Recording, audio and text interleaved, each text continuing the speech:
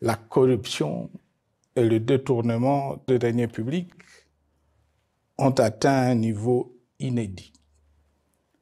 Et l'endettement public que nous avions maîtrisé de 2010 a de nouveau grimpé en flèche, dépassant la barre de 10 milliards de dollars et suscitant des inquiétudes légitimes quant à la solvabilité à moyen et long terme du pays.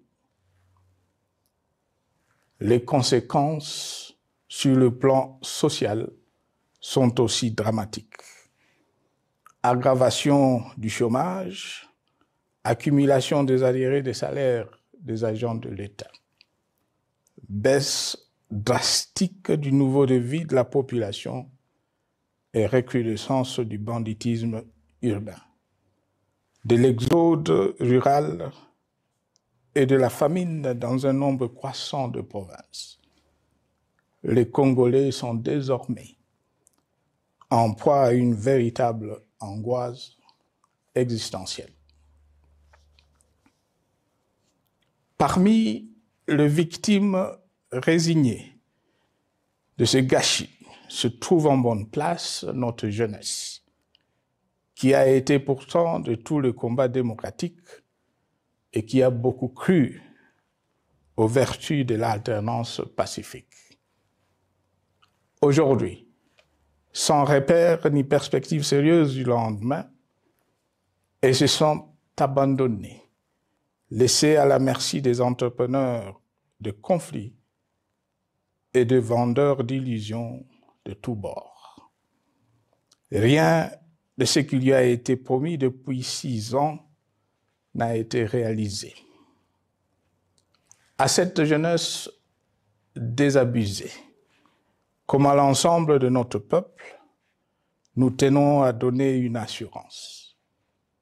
L'échec d'un régime compromet, mais ne scelle pas définitivement le sort d'un peuple.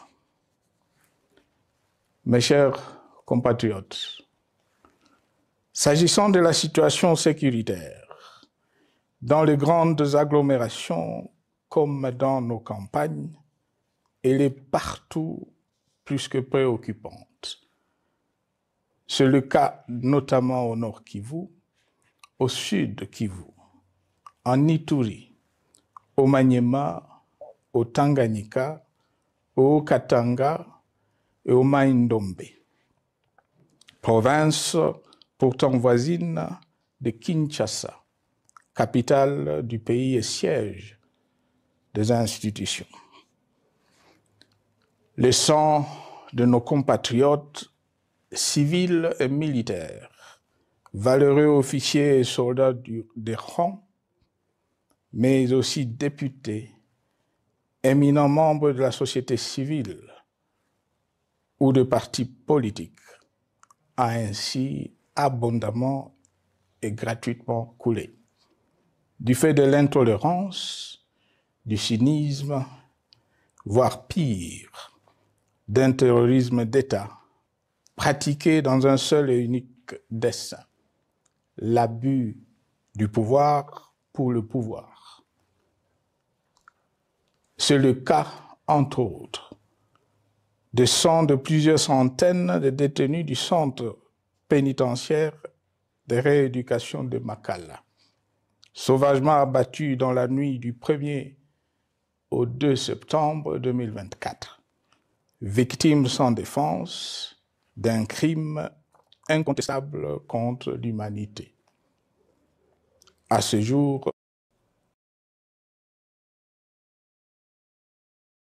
bien plus, à l'armée nationale, bouclier de la nation, instrument de préservation de l'indépendance nationale et de l'intégrité territoriale, il a été substitué de bandes de téléphones. Bien plus, à l'armée nationale, bouclier de la nation, instrument de préservation de l'indépendance nationale et de l'intégrité territoriale, il a été substitué de bandes de mercenaires, de groupes armés, de milices tribales et de forces armées étrangères qui ont non seulement montré leurs limites, mais aussi enfoncé le pays dans un chaos indescriptible. L'État a ainsi perdu le monopole de la violence légitime en sous-traitant aux groupes armés, autrefois maîtrisés, le maintien de l'ordre public et de la tranquillité nationale. Et comme si cela ne suffisait pas, l'armée nationale est vilipendée, conspuée et tournée en dérision par les autorités qui n'assument jamais rien alors qu'elles sont censées veiller à sa consolidation et à sa respectabilité. Pour les avoir formés, commandés et conduits au front, je connais nos soldats, boucs émissaires aujourd'hui de toutes les contre-performances enregistrées sur les champs de bataille. Ils ne sont pourtant pas intrinsèquement moins bons, moins nationalistes et moins loyaux. Ce qui a changé entre-temps, c'est la qualité du commandement et de leur prise en charge. Au niveau régional, le gouvernement a levé l'option désastreuse de se détourner de deux principaux instruments internationaux qui étaient à la base de l'architecture régionale de paix et de sécurité, laquelle avait permis la stabilité régionale que le président actuel avait trouvée lors de son accession au pouvoir, à savoir le pacte sur la sécurité, la stabilité et le développement dans la région de Grand Lac et l'accord cadre pour la paix, la sécurité et la coopération pour la République démocratique du Congo et la région. Plus grave encore, en faisant de forces négatives, les FDLR, ainsi que des centaines de groupes armés congolais, des supplétifs des forces armées de la République démocratique du Congo, le gouvernement a ouvert la voie à la régionalisation du conflit, avec des conséquences inévitables sur la stabilité de la région. Mes chers compatriotes, alors que sur le plan institutionnel, politique, économique et social, les fondamentaux avaient été établis et que le pays avait été placé sur la rampe de lancement, prêt à décoller. Nous voici, hélas, en un temps record, soit 6 ans, de nouveau à la case départ. Seul d'un État failli, divisé, désintégré, au bord de l'implosion, inscrit en bonne place au palmarès de pays pauvres, le plus corrompu et très endetté. En atteste tout le rapport tant du Conseil de sécurité des Nations Unies que ceux sur l'indice de développement humain et sur la pauvreté. La crise qui déchire notre pays est donc profonde et multidimensionnelle. Sa solution doit être nécessairement globale. Toute autre approche n'a donc aucune chance de conduire à une paix durable. Bien plus, le Congo est intemporel. Il n'appartient pas à tel ou tel régime politique. Ce dernier étant par définition rotatif et donc passager en démocratie. Il appartient plutôt au peuple congolais dans sa grande diversité. Ce qui est vrai du Congo l'est aussi des immenses ressources du sol et du sous-sol dont il regorge et qui sont essentielles à la croissance et au développement à l'échelle internationale. Que tous, au pays comme à travers le monde, en tiennent compte et qu'ils inscrivent leurs projets dans une perspective qui privilégie l'intérêt du Congo et des Congolais, plutôt que celui de ceux qui, à un moment ou à un autre, dirigent le pays. Cela étant, pour sauver le Congo, les griefs légitimes du peuple congolais contre le régime en place ne peuvent être éludés. Ils doivent plutôt être pris en compte. La dictature doit prendre fin et la démocratie, tout comme la bonne gouvernance économique et sociale, doivent être restaurées. Car, comme en témoigne l'histoire, il ne peut y avoir de solutions sécuritaires définitives sans solution politique sincère. Sinon, il y aura de nouvelles vagues de convulsions politiques, de troubles à la paix, d'insécurité, d'instabilité institutionnelle, de conflits armés et de guerres civiles. Perspective qu'en toute responsabilité, nous, Congolais, ne pouvons plus nous permettre. Il est dès lors vital que les multiples initiatives de recherche de la paix, Luanda, Nairobi, EAC SADC, l'Union africaine, Doha et Washington, que nous accueillons favorablement, les considérant comme autant de signes de compassion et de solidarité à notre peuple, soient conscientes de cette exigence. Qu'elles accordent aux Congolais à la fois maîtres de leur destin et premières victimes de cette crise la place centrale qui leur revient de droit, aussi bien dans le diagnostic du mal dont souffre le pays que dans la prescription du traitement dont il a besoin pour en guérir définitivement. Il convient de noter à ce sujet que le gouvernement de Kinshasa s'est enfin résolu à se mettre autour d'une même table avec l'AFC M23 depuis plusieurs semaines à Doha, même si, bizarrement, il continue à considérer comme un crime le fait que les autres Congolais se parlent entre eux.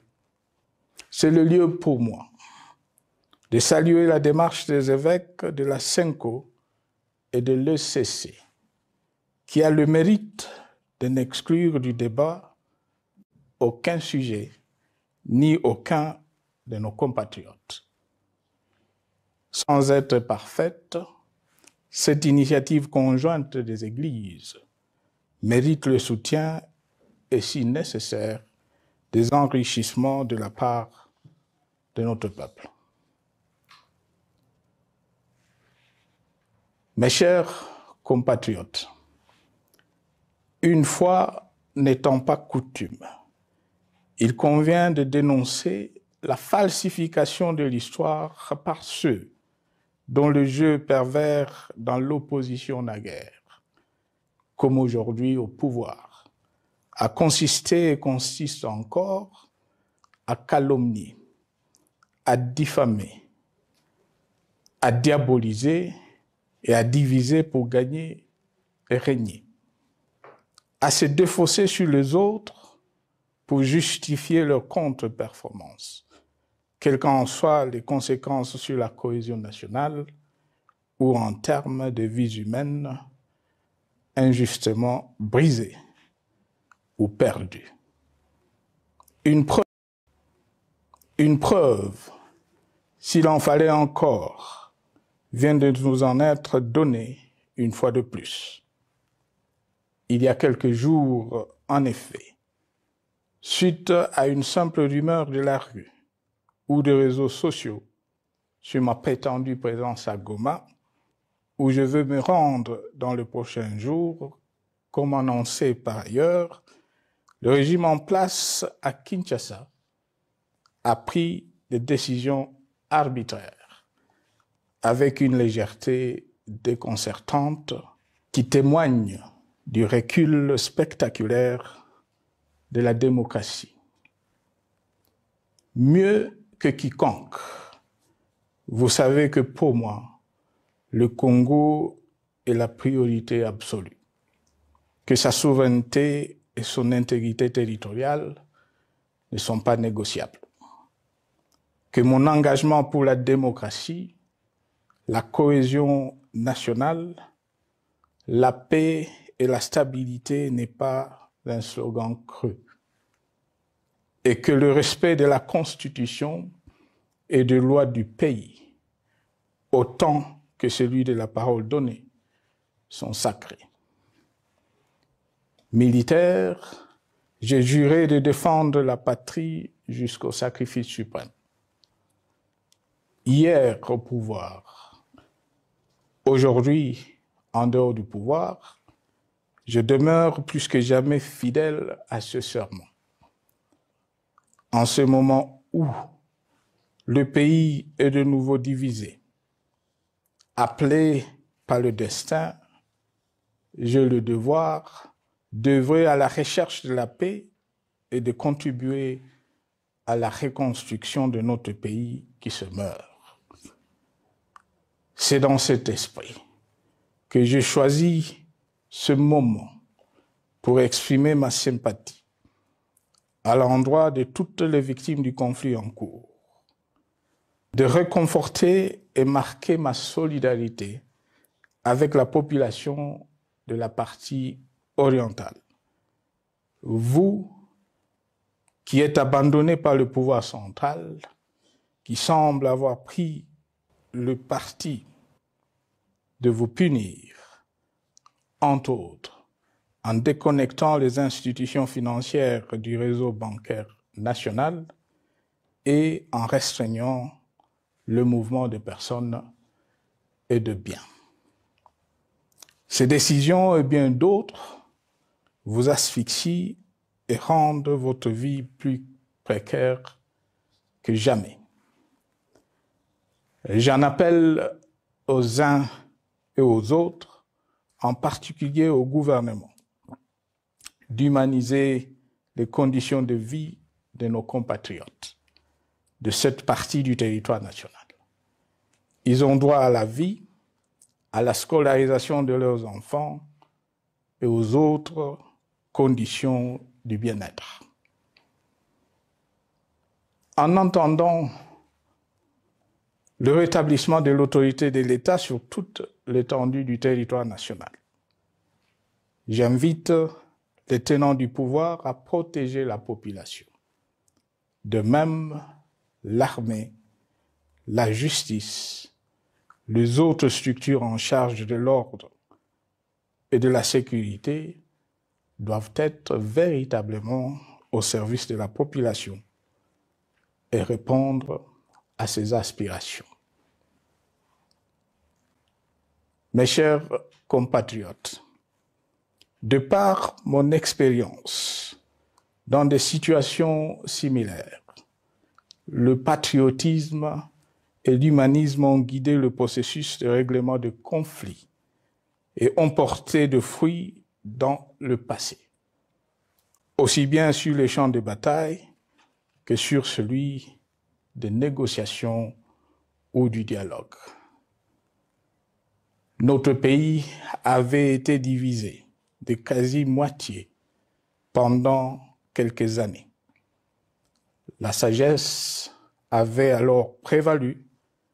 Nous avions recollé le morceau et le pays a survécu dans son unité.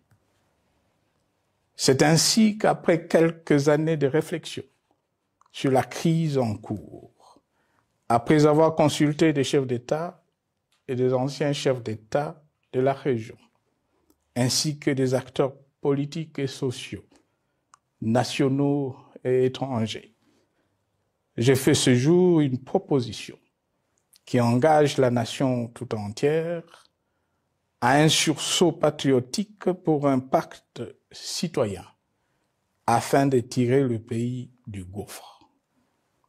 Le travail hardi qui s'impose à nous portera notamment sur les 12 points suivants. 1. Mettre fin à la dictature, mieux à la tyrannie. 2. Arrêter la guerre. 3. Rétablir l'autorité de l'État sur toute l'étendue du territoire national. 4. Restaurer la démocratie en revenant aux fondamentaux d'un véritable État de droit. 5. Rétablir les libertés fondamentales. 6. Réconcilier le Congolais et reconstruire la cohésion nationale. 7. Relancer le développement du pays par la mise en place d'une bonne gouvernance économique, une gestion administrative et financière orthodoxe et une répartition équitable des ressources nationales. 8. Relancer le dialogue sincère et permanent avec tous les pays voisins en vue de l'instauration de la paix et du développement durable dans la région. 9. Rétablir la crédibilité du pays auprès de partenaires au niveau tant régional, continental qu'international. 10. Neutraliser tous les groupes armés nationaux et étrangers et rapatrier ces derniers dans leur pays d'origine. 11. Mettre définitivement fin au recours et à l'utilisation des mercenaires, conformément à la Convention de l'Union africaine sur l'élimination du mercenariat en Afrique du 3 juillet 1977 et à la résolution des Nations Unies du 4 décembre 1989 portant sur la Convention internationale contre le recrutement, l'utilisation, le financement et l'instruction de mercenaires et rapatrier sans condition ceux qui sont déjà déployés sur le sol congolais. 12. Ordonner le retrait sans délai de toutes les troupes étrangères du territoire national. À ce sujet, je salue la décision sage des pays de la SADC de retirer les troupes de la SAMI DRC de notre pays. Vu l'immensité de la tâche ainsi décrite, je lance un appel solennel à tous les Congolais, sans distinction de sexe, d'ethnie, d'âge, de classe sociale, de zone géographique ou d'appartenance politique, qui aiment passionnément le Congo, qui sont prêts à tous les sacrifices, qui adhèrent sans réserve au pacte républicain de Sun City et qui tiennent au respect de la Constitution du 18 février 2006 à se dire autour de ces objectifs.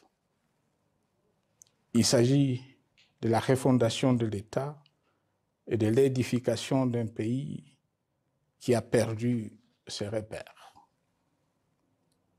Mobilisons-nous et mettons à profit tous les moyens à notre disposition pour restaurer l'unité nationale, sauver le Congo et préserver son indépendance. Car l'Afrique et le monde nous regardent. Mes chers compatriotes, le Congo vaut mieux que la caricature qu'en donnent ses dirigeants actuels. Le Congo mérite mieux que cette politique extérieure faite de jérémiades et de mendicité. J'ai donc la ferme conviction que le peuple congolais est capable, aujourd'hui comme en 1960, de vaincre le démon de la division, qu'il est capable aujourd'hui, comme au cours de la décennie 90, de vaincre la tyrannie et la tentation du pouvoir absolu. Qu'il est capable aujourd'hui, comme en 2003, de prendre le dessus sur ce qui nous divise et de mettre fin à la violence armée qui oppose ses enfants. Pour y parvenir, chacun doit jouer sa partition. Je m'engage à jouer la mienne. Que Dieu bénisse la République démocratique du Congo, qu'il bénisse individuellement chacun de vous. Je vous remercie.